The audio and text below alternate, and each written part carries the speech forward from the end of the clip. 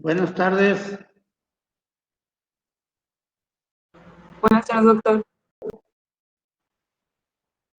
A la hora que digan, iniciamos.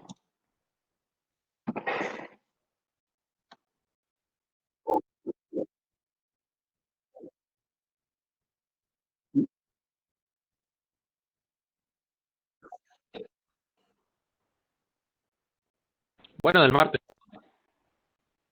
Del martes. Pues sí, sí, es cierto. Hoy iniciamos el repaso.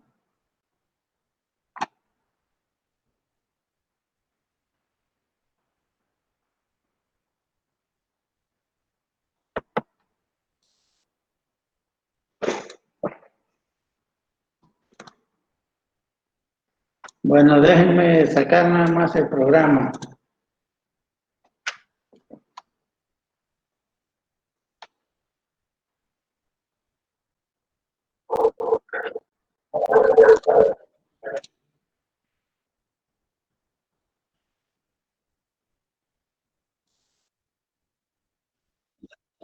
A ver, sí.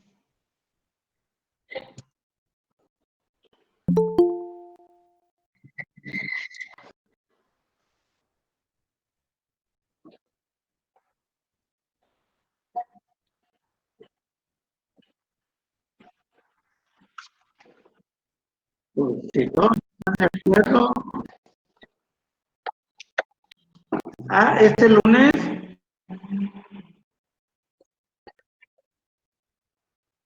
Bueno, si todos están de acuerdo, lo ponemos.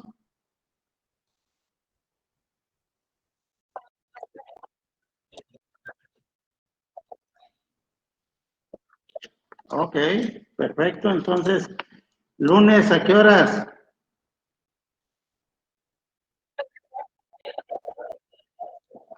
Ok. Sí,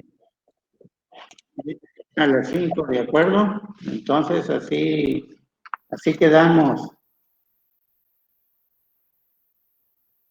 Muy bien, lunes a las 5 entonces, para anotarlo.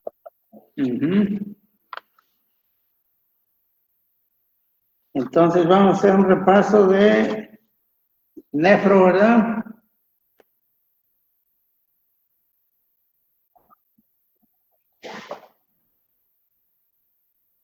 Nefrología.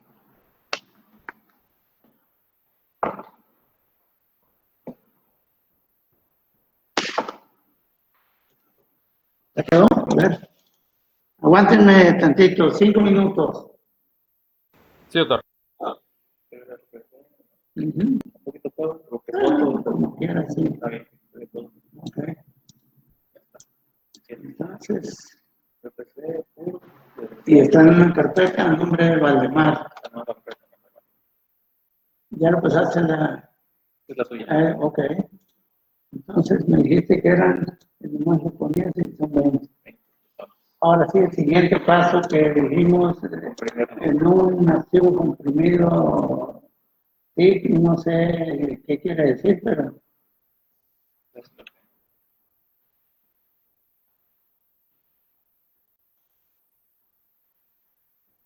Los paso todos aquí, se lo voy a...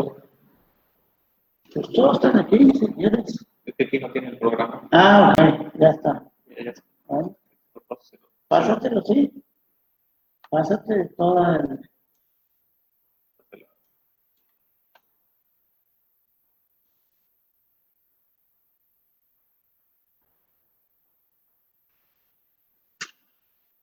¿Te voy a llamar a respeto? Sí. O ponle completo ya, aspirantes, internado, 2021, humano, Nuevo Laredo. Sí, sí, porque le van a mandar de todos lados.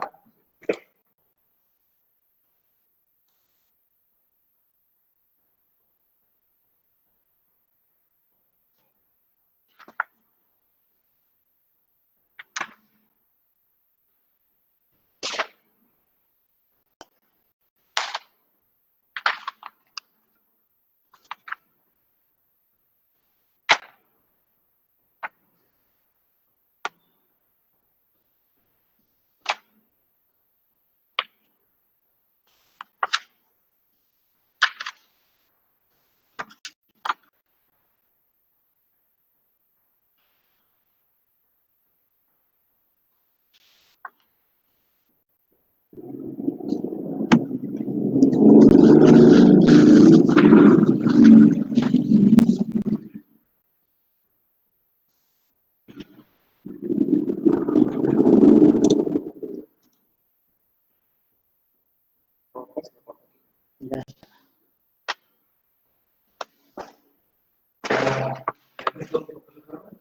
Bueno, entonces iniciamos.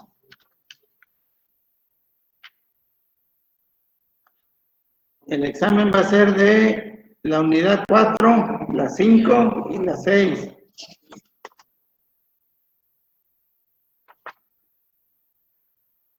Que incluye metabolismo del calcio y vitamina D, la unidad 4, la unidad 5, nefrolitiasis, y la unidad 6, sistema, renina, angiotensina y prostaglandinas.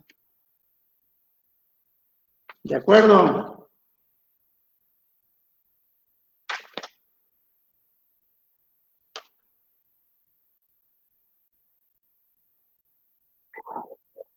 Muy bien.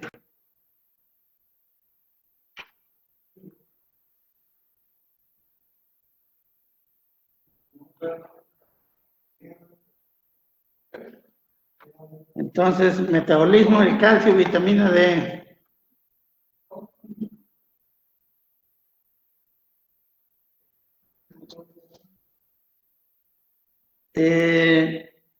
Porcentajes en los que se encuentra el calcio en el organismo.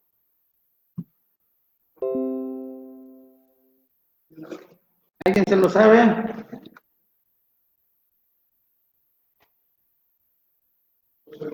El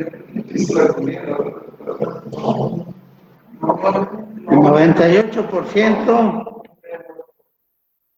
en los huesos aproximadamente y el 2% en la sangre, que es el calcio sérico.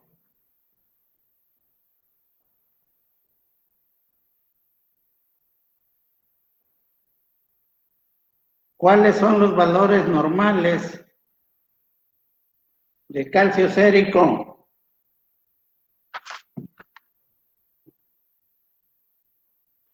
¿Alguien que nos diga?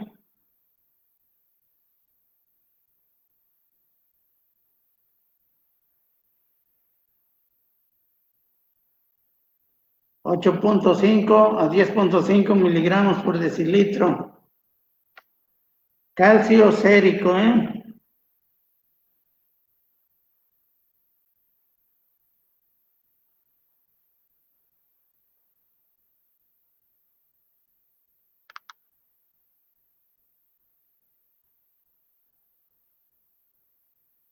En referencia al calcio plasmático,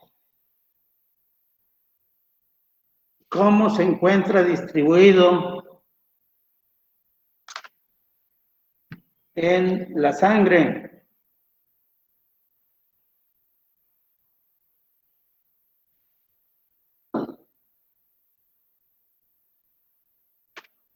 ¿Alguien sabe?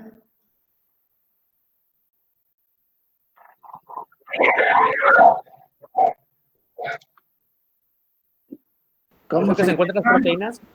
El 46%.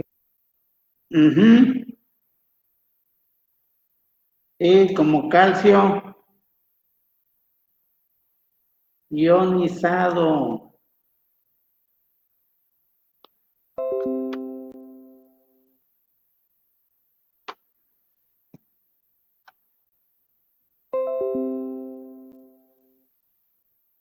¿Cuál es el calcio? ¿O qué fracción del calcio es la que se está por lo regular o la que participa en los procesos de homeostasis?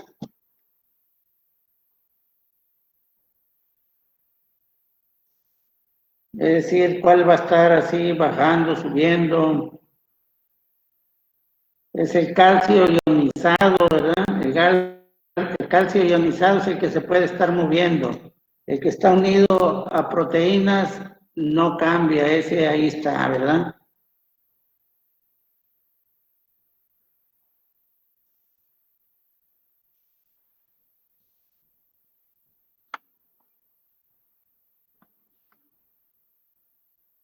Ese es el activo. Comprimido. Excelente. No, ahí déjalo para. Ahorita abajo yo para que lo manden por correo electrónico. Lo abre y le aparece toda la carpeta. Excelente. Esa es la foto. No voy a quitar la mía. No, hombre, pues muchas gracias. ¿Qué quiero que estamos? Sí. Ya acabamos los papeles.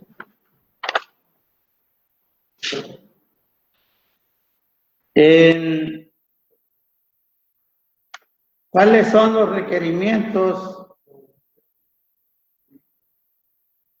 de calcio por el organismo? O sea, ¿qué cantidad de calcio se requiere para que todo funcione como debe ser?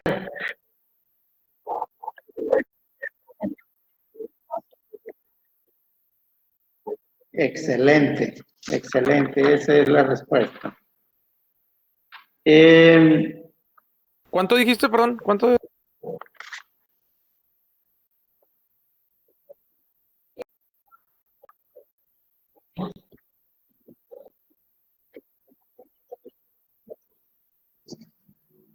Gracias.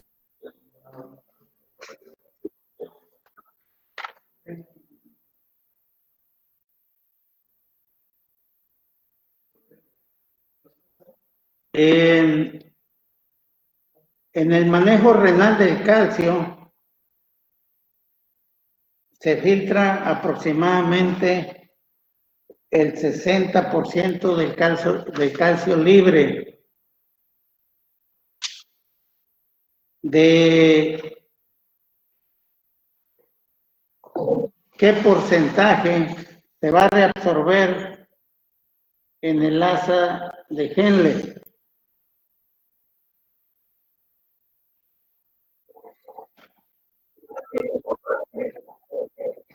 65% se reabsorbe, pero ¿en cuál de los túbulos? ¿En el distal o en el proximal? El proximal, de acuerdo. Entonces, el manejo renal del calcio,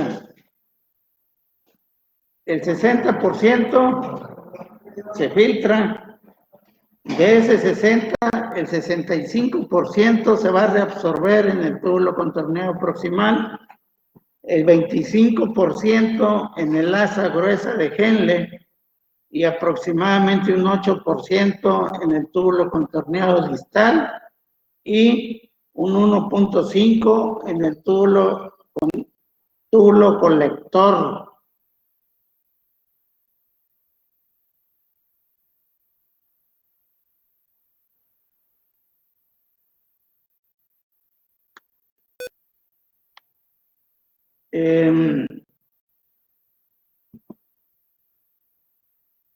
La excreción urinaria de calcio diaria, ¿cuánto sería?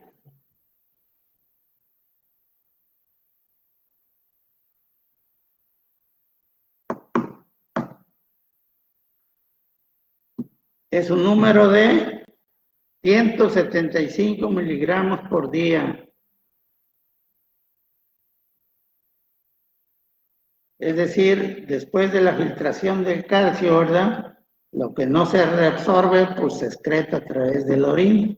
Es ese 0.5, ¿verdad? Del total del calcio que se va a excretar. Si sumamos 65 más 25 más 8 más 1.5, nos va a dar, ¿verdad? 99.5%. Entonces, el otro 0.5 es lo que se excreta.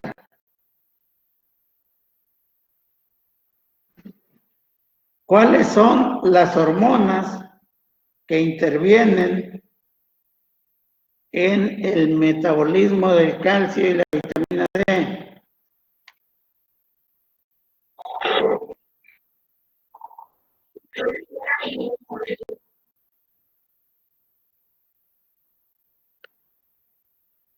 La hormona paratiroidea, que es la PTH, ¿verdad? La calcitonina y la vitamina D. Esas intervienen en el intercambio de calcio, o sea, en el metabolismo de esos 500 miligramos por día, ¿verdad? Que se requieren incorporar hacia lo que es el organismo. PTH, calcitonina y vitamina D.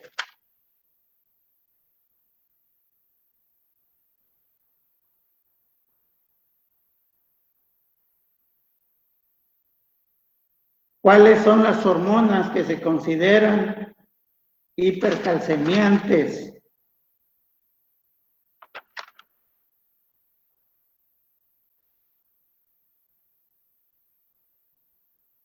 O sea, hormonas en las cuales su acción aumenta, ¿verdad?, los niveles de calcio sérico.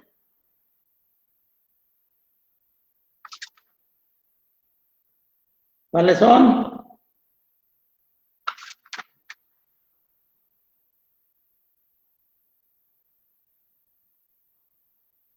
La PTH o paratormona, ¿verdad? Y la vitamina D.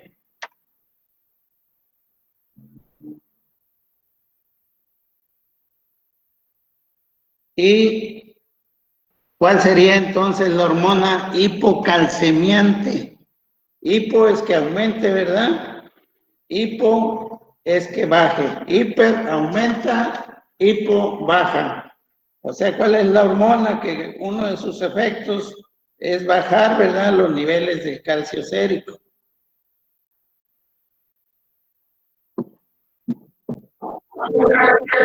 La calcitonina. Excelente.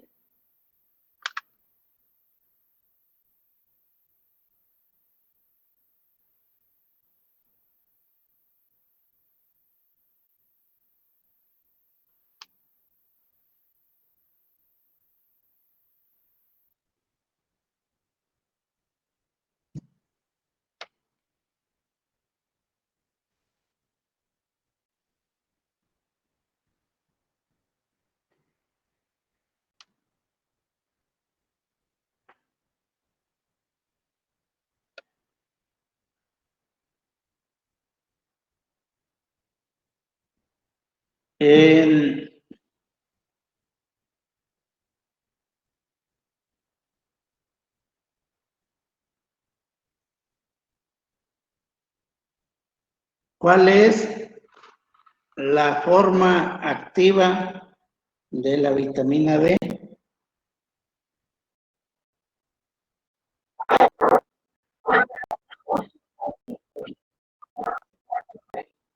Ok, muy bien, excelente. Bueno, eso es en relación al metabolismo del calcio.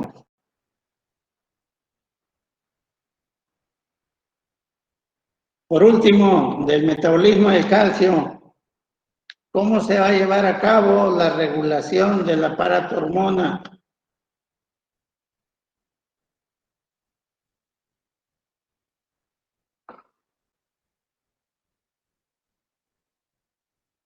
Primero, ¿cuál es el mecanismo?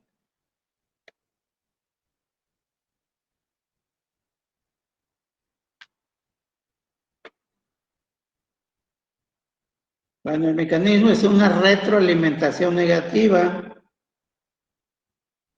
¿Y en qué consiste? Que al bajar los niveles de calcio sérico, ¿verdad?, se activa las paratiroides y liberan la paratormona para que ejerza su efecto a nivel renal y que aumenten estos niveles de la calcemia, ¿verdad? Por eso es una hormona hipercalcemiante.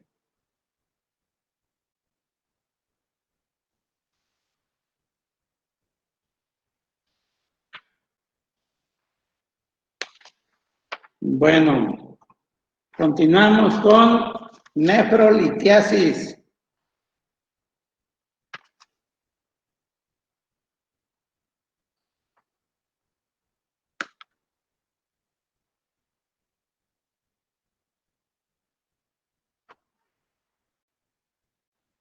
¿Qué es la nefrolitiasis?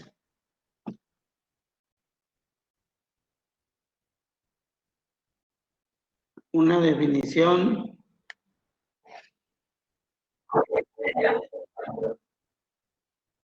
Ok, presencia o formación de cálculos en el aparato urinario superior. ¿Cuáles son las estructuras del aparato urinario superior? O sea, lo que entra en la división estructural del aparato urinario superior o el sistema renal, ¿verdad?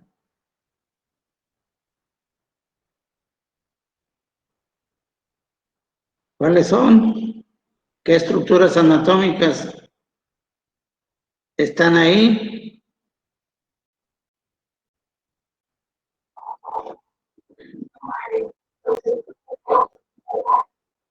No se escuchó.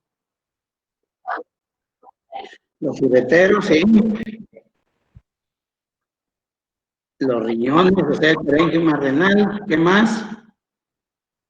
La pelvis renal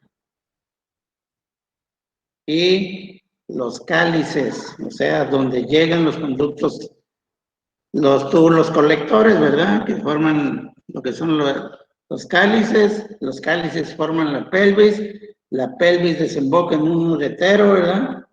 Todo eso es parte del aparato urinario superior.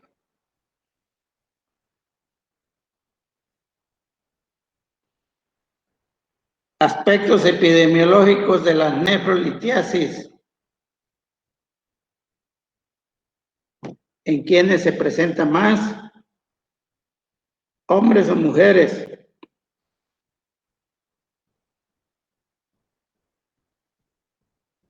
¿Cuáles son las edades en las que predomina la nefrolitiasis?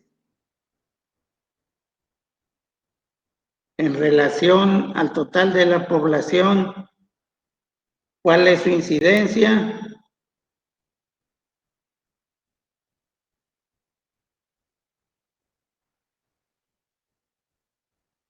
¿Cuál es su tasa de prevalencia? Algo de eso que sepan. En cuanto a sexo, ¿en quiénes se presenta más? ¿En las mujeres o en los hombres?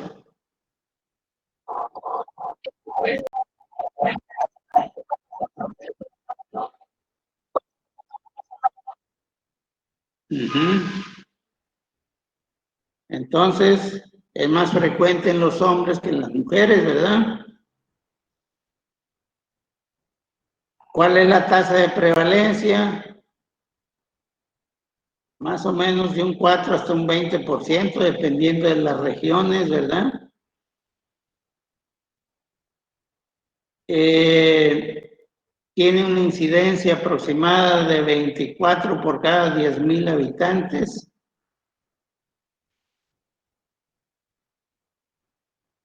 Y aparentemente es más frecuente en países en vías de desarrollo.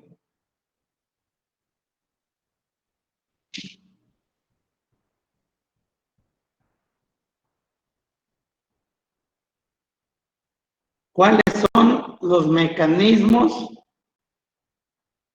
formadores delitos, o sea, los mecanismos formadores de piedras, ¿verdad?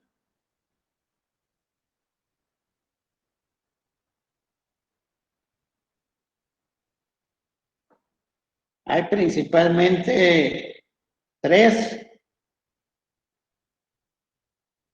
Uno que empieza con la A, otro que empieza con la M y otro que empieza con la D.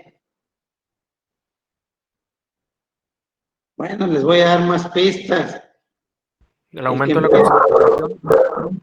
El que empieza con la A es aumento de la concentración urinaria de los componentes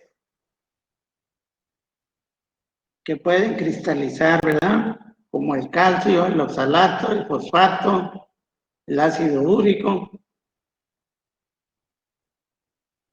El 2, el de la M, son modificaciones ¿de qué? ¿La pH? Modificaciones del pH urinario.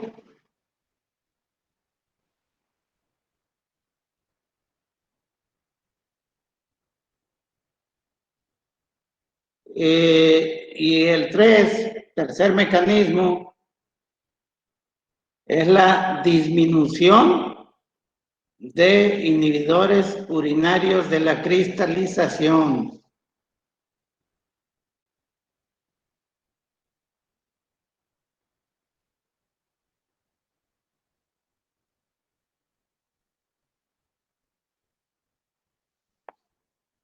¿Cuál es la fisiopatología en la nefrolitiasis?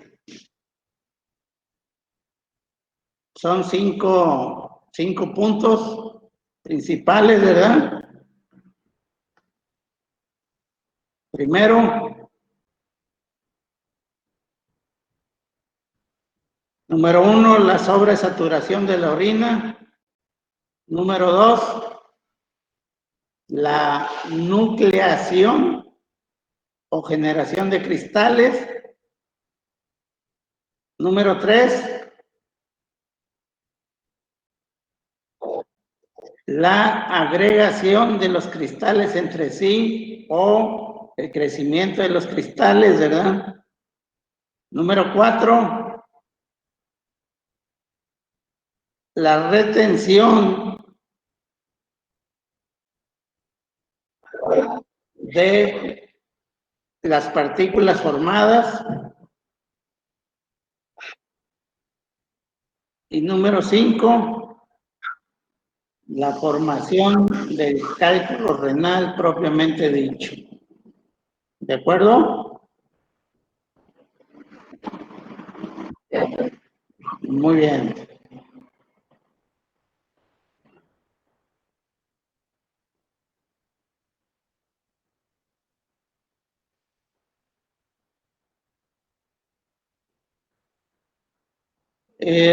Para que se lleve a cabo esta formación de litos o cálculos, se requieren algunos factores que se llaman promotores de la precipitación.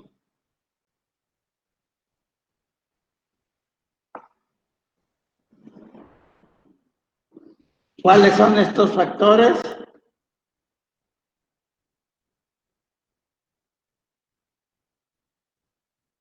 ¿Genéticos?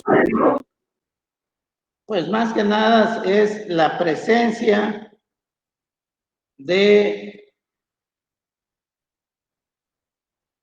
sustancias sobresaturadas, ¿verdad? O sustancias que favorecen la sobresaturación, las variaciones en el pH urinario,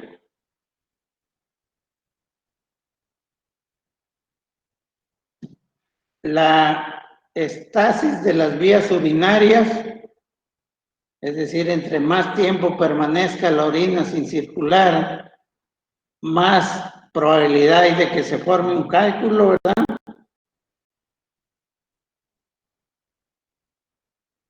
y algunas causas anatómicas o funcionales que afecten al sistema urinario, como las estenosis pielo-ureterales, las vejigas neurogénicas, ¿verdad? Todo esto son factores de precipitación.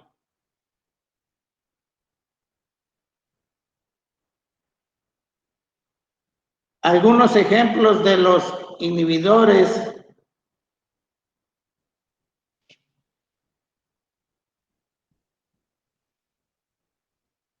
urinarios de la cristalización, ¿cuáles son?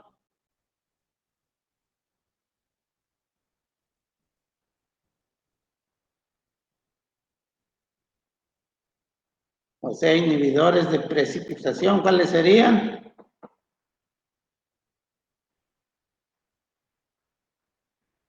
El citrato, el magnesio, el pirofosfato, la nefrocalcina, ¿verdad? Todas estas son sustancias que inhiben, es decir, no favorecen la formación de cálculos.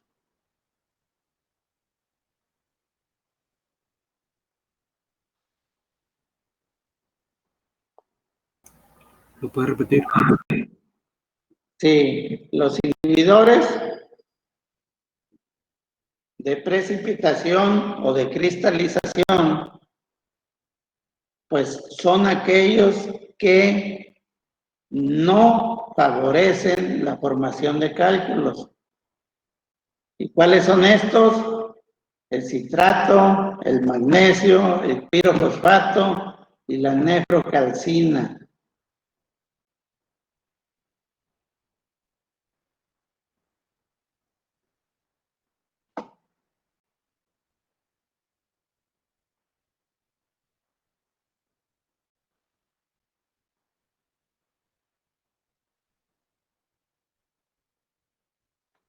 Con respecto a la composición de los cálculos, ¿cuáles son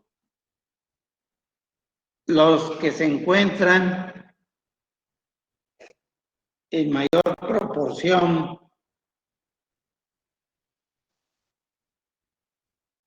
en el sistema urinario?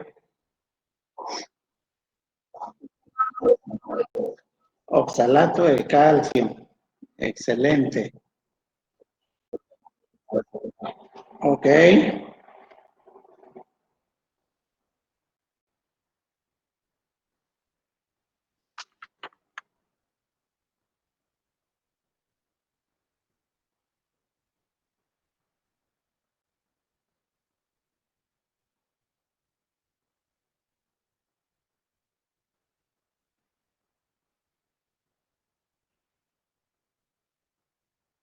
¿Qué es la hipercalciuria?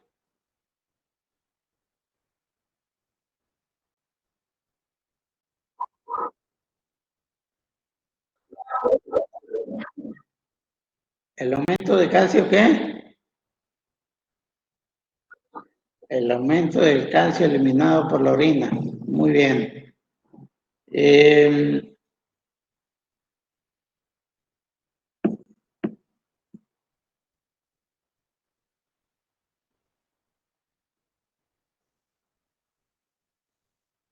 ¿Qué es la hiperuricemia?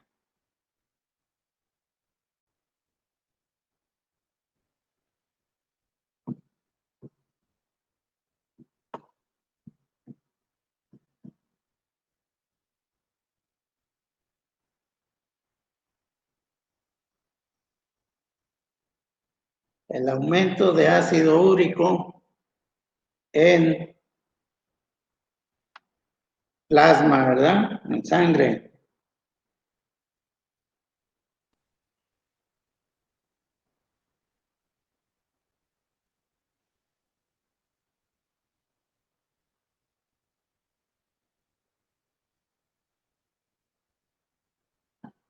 De acuerdo a los tipos de litiasis,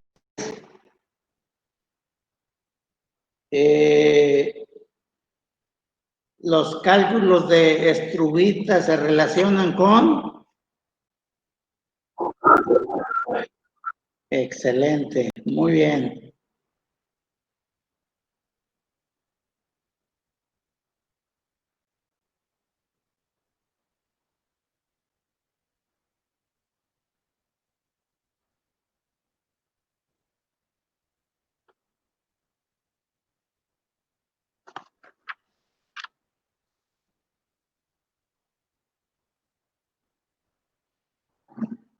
Mencionen 2 fármacos que pueden ser causante de litiasis urinaria.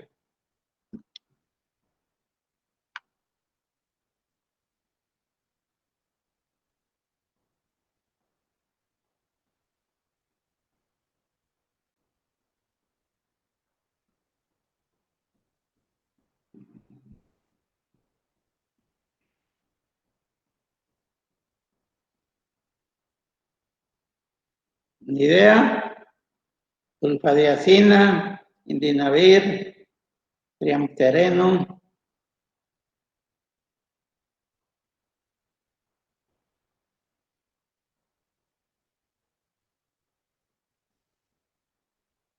En el cuadro clínico, ¿cuáles son los elementos principales presentes, ¿verdad?, en una litiasis urinaria? ¿De qué se quejan los pacientes que tienen litiasis cuando existe sintomatología?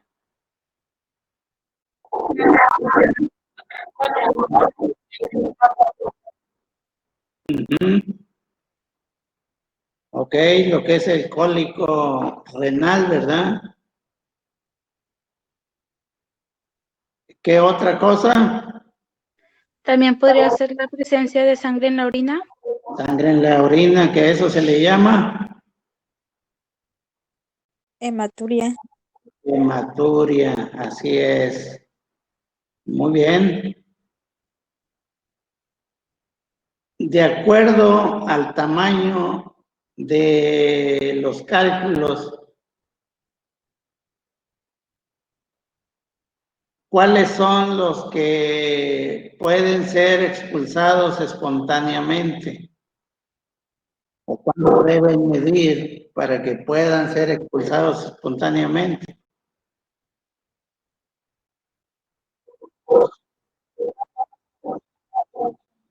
Menos de 5 milímetros. Perfecto.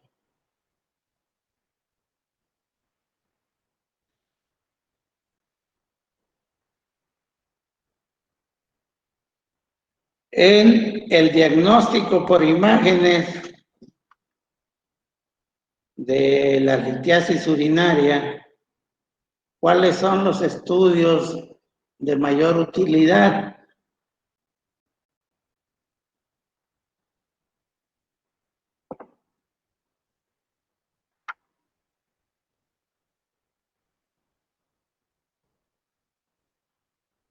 Eco. El eco renal, sí. ¿Qué otra? ¿Una qué? ¿Una radiografía de dónde? ¿Del tórax o del abdomen? Ok, muy bien, una radiografía.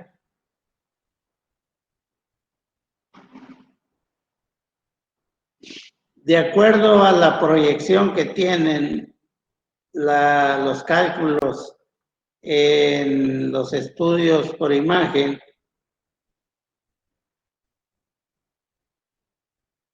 hay unos que son radioopacos y hay otros que son radiolúcidos.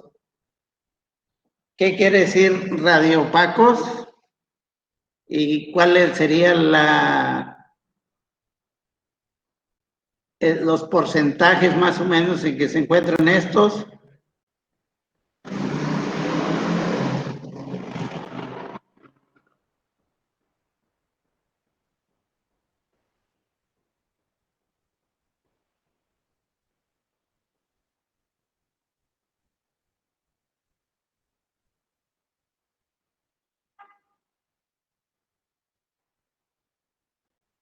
Los radioopacos son los que nos van a mostrar alguna opacificación o una calcificación, ¿verdad?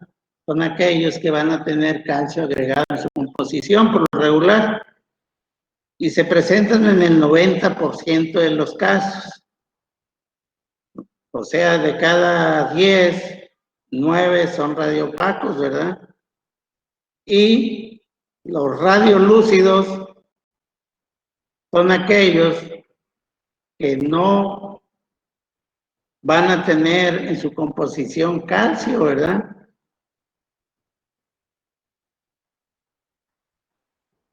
Se presentan en un 10% y son aquellos que los cálculos en donde tienen otros componentes diferentes al calcio, ¿verdad? Pueden ser ácido úrico o pueden ser de santinas o cistina, ¿verdad?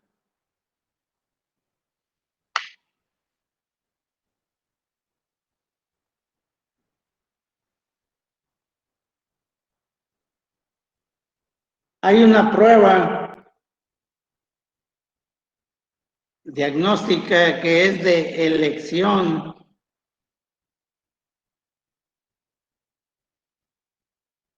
para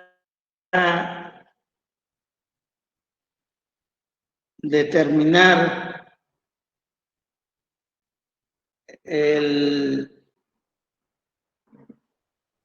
la etiología o el origen, ¿verdad?, del cálculo del cólico renal agudo. ¿Cuál sería?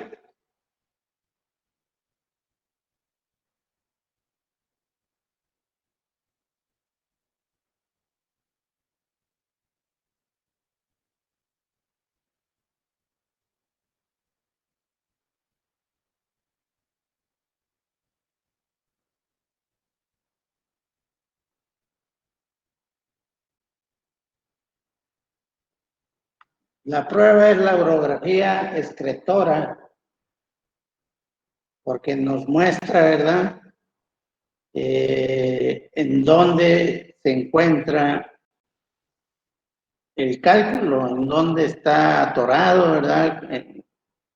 Incluso hasta exactamente cómo está el tamaño de ese cálculo, ¿verdad?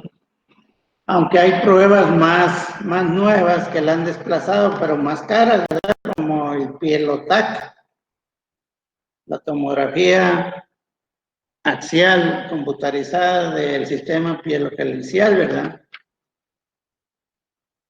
Ya dijimos que en los cálices ahí se pueden formar los cálculos, ¿verdad? En la pelvis. Entonces el Pielotac sería la prueba de elección, con la desventaja que es más cara, ¿verdad? Y la urografía excretora, pues la desventaja es que aunque es barata, el problema es que es una prueba en donde hay que inyectar medio de contraste, ¿verdad?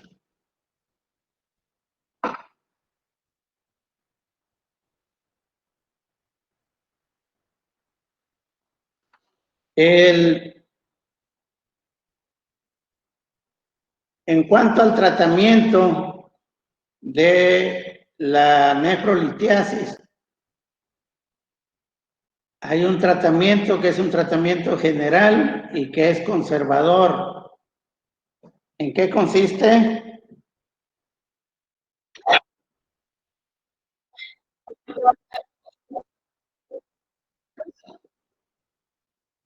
Sí.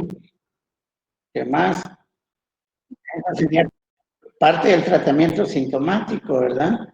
Antiespasmódicos, analgésicos y el forzar la ingesta del líquidos, ¿verdad?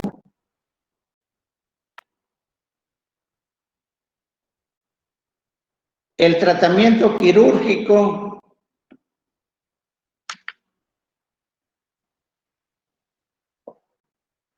hay tratamientos que se llaman de mínima invasión, ¿verdad? Y otros tratamientos en donde hay que hacer la extirpación quirúrgica o entrar y abrir, ¿verdad? ¿Cuáles son estos tratamientos? ¿Cómo se llama, por lo menos?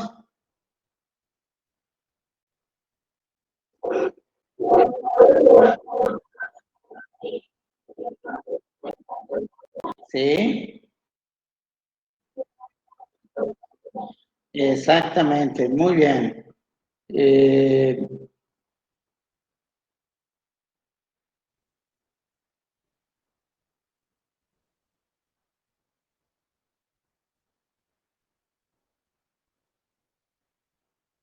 Dentro del ciclo o del ritmo circadiano, ¿cuál es el periodo máximo para la formación de cálculos? ¿El día, la mañana, la tarde, la noche? ¿O cuándo es el día? ¿En la noche? En la noche, así es. O sea, el periodo máximo para la formación de cálculos en cuanto al ritmo circadiano, que es de día o de noche, es el nocturno. ¿Por qué?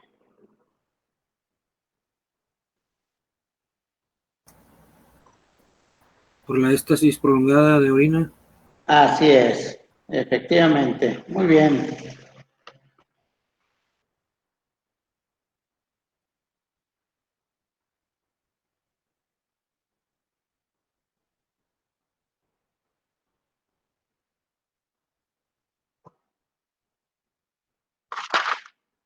Muy bien. Entonces vamos con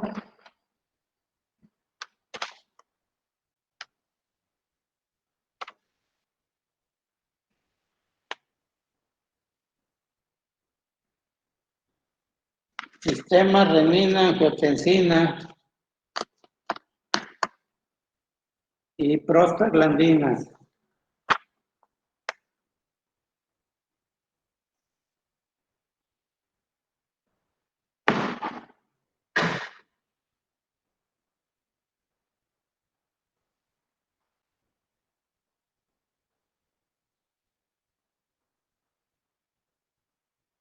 ¿Cuáles son las funciones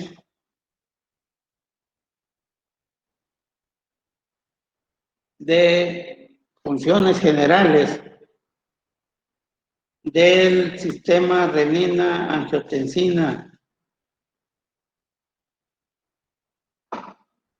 ¿Cómo interviene en la homeostasis del organismo? ¿En dónde se lleva a cabo? Las funciones principales son mantener la presión arterial cuando está baja, pues elevarla. Sí, Y viceversa. es el control de la presión arterial a largo plazo, ¿verdad? Uh-huh. De acuerdo.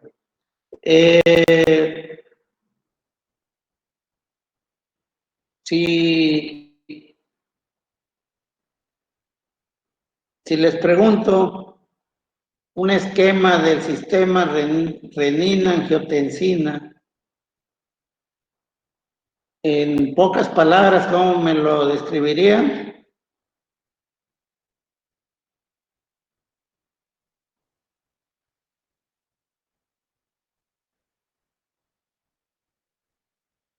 Con una retroalimentación negativa podría ser.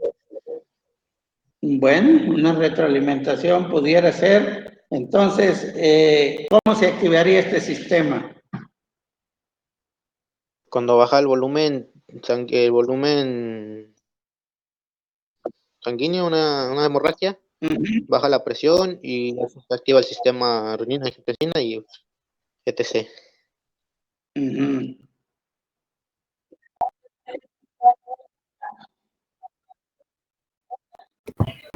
Sí, por el aparato. Sí. Ok. Primero, producción de renina. ¿De acuerdo? ¿En dónde se produce la renina? ¿Pero en qué lugar? Las células yuxtaglomerulares del riñón. Muy bien.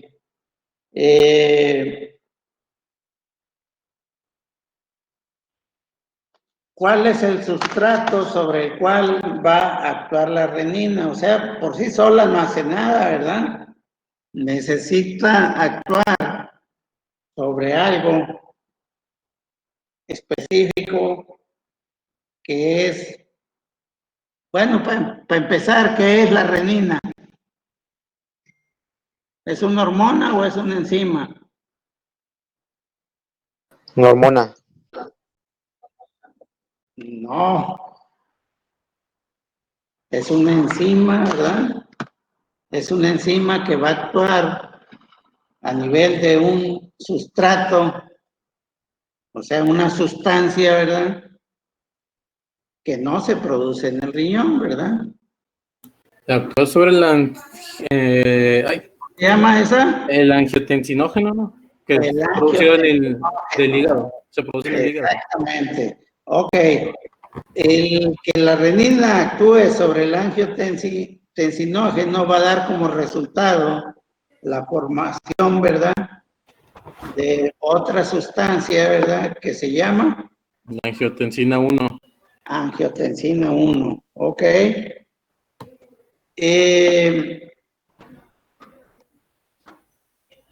Después de eso, Después de eso, ujú. ¿qué es lo que ocurre? del, Entra en en- acción otra enzima que se llama que del endotelio pulmonar sale la enzima convertidora de angiotensina y esta va a actuar sobre la angiotensina 1 para dar lugar a la número 2. a la angiotensina número 2. Excelente. Entonces, en el esquema, ¿qué es lo que hay que habría que poner, verdad? Entonces, renina, actuación sobre el angiotensinógeno, como producto la angiotensina, 1, la actuación de la enzima convertidora de angiotensina, que convierte la angiotensina 1 en angiotensina 2.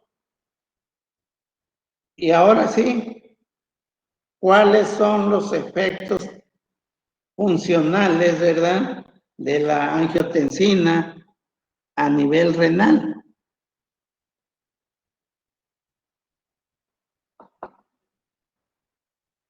Hace que la corteza suprarrenal libere la aldosterona, el aumento de la liberación de aldosterona. Sí, ese es uno de los efectos funcionales. ¿Qué otra cosa? La vasoconstricción de las arterias. Ok.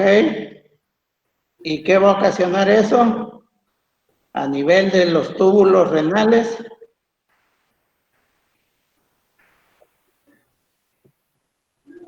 Que sea el aumento de la secreción del potasio y del hidrógeno en la orina. Retención de sodio y Agua. agua. Así es, ¿verdad? Todo esto, finalmente, es en sí lo que es el sistema, ¿verdad? ¿Qué es lo que va a pasar después de todos estos pasos? Va a aumentar la presión arterial, ¿verdad?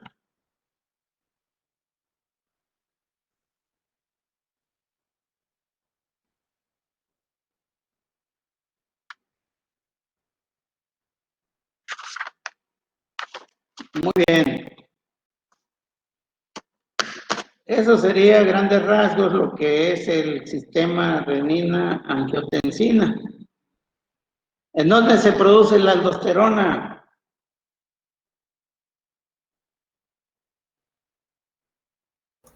Los suprarrenales. ¿En dónde? glándulas suprarrenales. Suprarrenales, pero ¿en qué parte? Ay,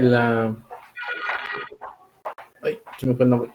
¿En la médula o en la corteza? ¿Es en la médula? No, en la corteza. ¿En qué parte de la corteza?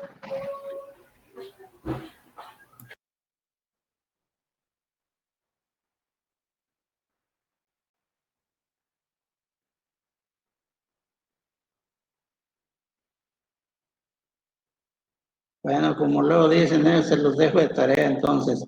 ¿En dónde se produce el angiotensinógeno? No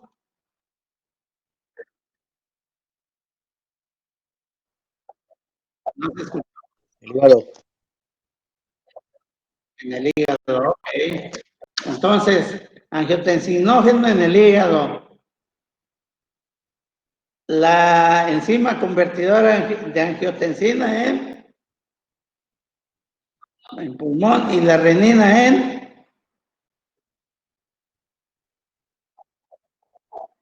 Del riñón. en riñón. Ok, perfecto. Eso es algo que tiene que quedar claro,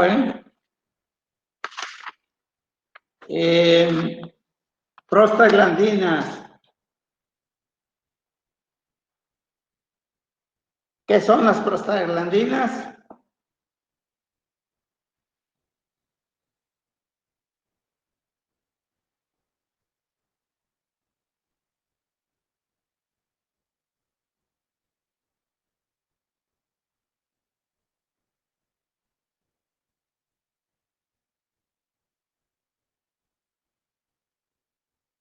Son derivados del ácido araquidónico.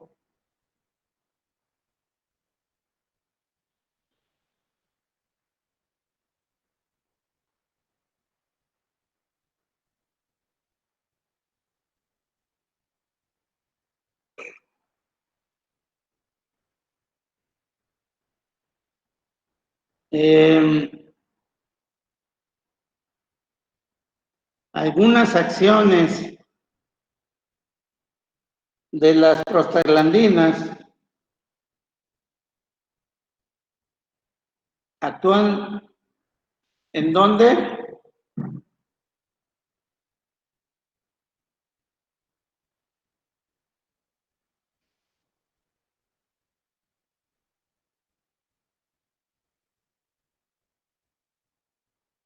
Actúan a nivel del sistema vascular, la coagulación sanguínea, como protectores de la mucosa gástrica y en la función renal, en el sistema reproductor femenino.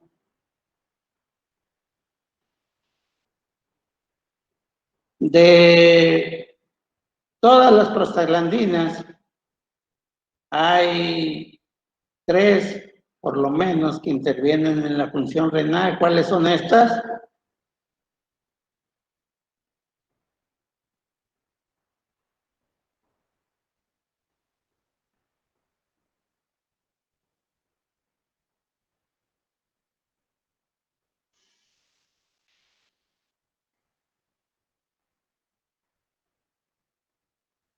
La F2, la E2 y la I2, o prostaciclina, ¿verdad? Esas son las prostaglandinas que intervienen a nivel renal. A todas esas se les llama. Son prostaglandinas que actúan a nivel renal.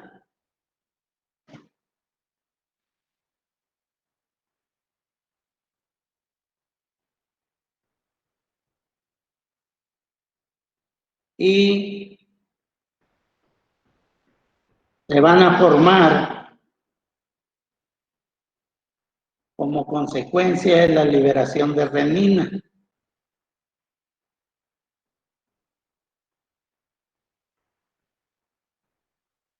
Van a actuar a nivel del músculo liso vascular. ¿Qué función creen que hagan ahí?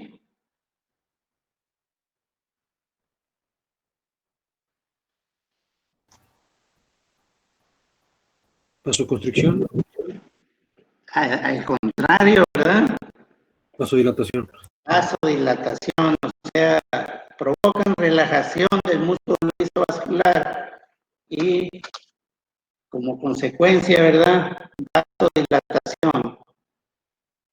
Entonces, este efecto de relajación del músculo lisovascular de las prostaglandinas va a tener un efecto en el flujo renal. ¿Qué creen que haga? ¿Que lo aumente o que lo disminuya? Disminución. ¿Cómo? Lo disminuye. No, Lo aumenta. lo aumenta, aumenta el flujo renal. Además de aumentar el flujo renal, también inhiben, ¿verdad?, la hormona antidiurética.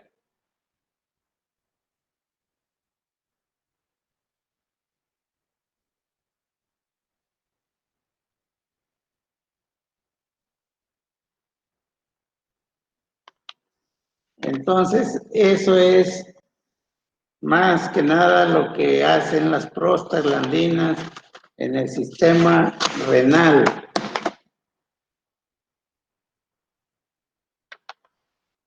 Y eso es a grandes rasgos lo que va a venir en el examen. Entonces, como quiera lo hacemos el lunes a las 5 de la tarde. Ok. Hay que aprenderse bien el sistema renina-angiotensina, porque pues es uno de los básicos ahí en las 3 unidades, ¿verdad? No puede venir más de lo que acabamos de repasar, ¿eh? Realmente es eso. Entonces, nada más hay que darle un repaso general a todo, con todo lo que vimos ahorita, pues yo creo que es más del 80% del examen. Ya lo otro es la manera en cómo viene, ¿verdad? En cómo se hacen las preguntas y en cómo están las respuestas. Y qué tanto se confundan, ¿verdad? Porque como viene opción o confusión múltiple, entonces depende de eso ya. Pero en condiciones normales, pues deben sacar de 80 para arriba, ¿verdad? De acuerdo. De acuerdo. Gracias, doctor. Entonces, nos estamos viendo. Que tengan un buen fin de semana.